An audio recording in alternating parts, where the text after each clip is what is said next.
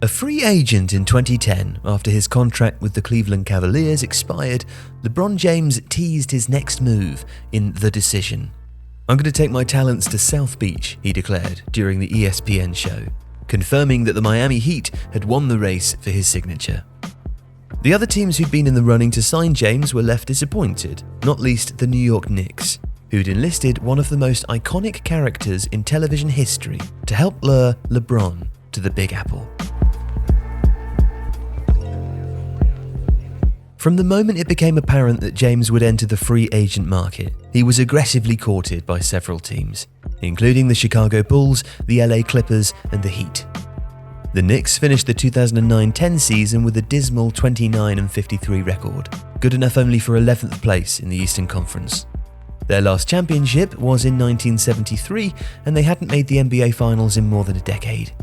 They were not an obvious destination for the title-hungry superstar. But there were several reasons why James might have been willing to consider a switch to New York. Firstly, there was the matter of money.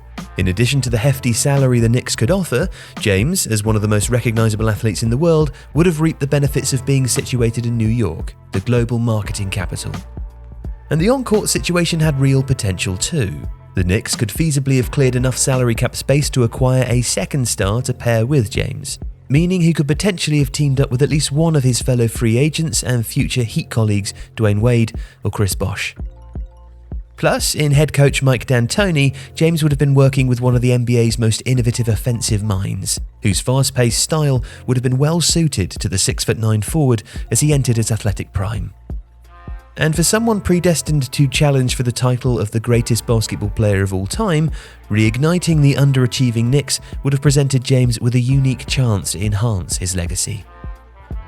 So the Knicks were just one of a number of teams granted time with the then 25-year-old reigning MVP before he decided on his next career move. But they entered their meeting with James on the 8th floor of a Cleveland high-rise with what they thought was an ace up their sleeve. They discovered that James was a big fan of HBO's hit show The Sopranos.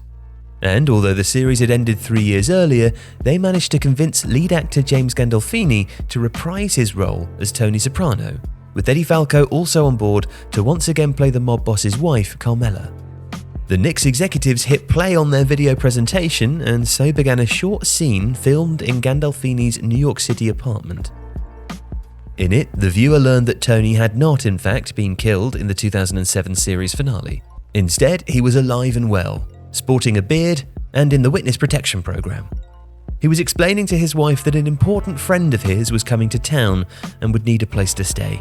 A friend named LeBron James. Carmela, who'd tried her hand at property development during The Sopranos' initial run, was seen sat at her computer, hunting for a suitable abode for the soon-arriving star athlete.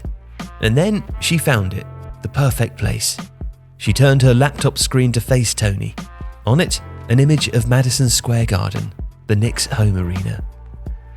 I do remember doing it, and what was absolutely amazing to me is that I didn't know who LeBron James was, Falco recalled years later. We got those requests all the time back then, and Jim Gandolfini, he did nothing. And somehow, he agreed to this thing.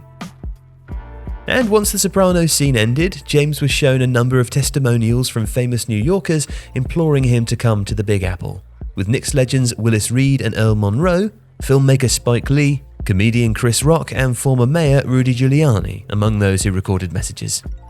Then, general manager Donnie Walsh explained to James how he planned to maneuver within the restrictions of the NBA's salary cap to construct a team not only to contend for the coming season's championship, but one built for long-term success. And the Knicks owner, James Dolan, expressed a willingness to spend however much it would take to keep LeBron satisfied and the Knicks winning. Finally, James spent the rest of the 2-hour meeting in conference with D'Antoni, discussing the coach's vision for the tactical system he'd build around the small forward and what they could achieve together in New York. However, it didn't work.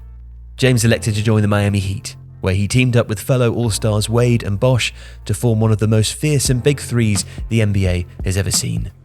Together, the trio won 2 championships in 4 years, with James twice named the league's most valuable player. If you like this video, please consider subscribing to the channel And if you do enjoy Tifo, you'll probably also like The Athletic. It has the best team of basketball writers in the world in a personalised experience connecting you with the teams that you care about the most, plus direct access to world-class journalists through live Q&As. And you can try it now for free for 30 days.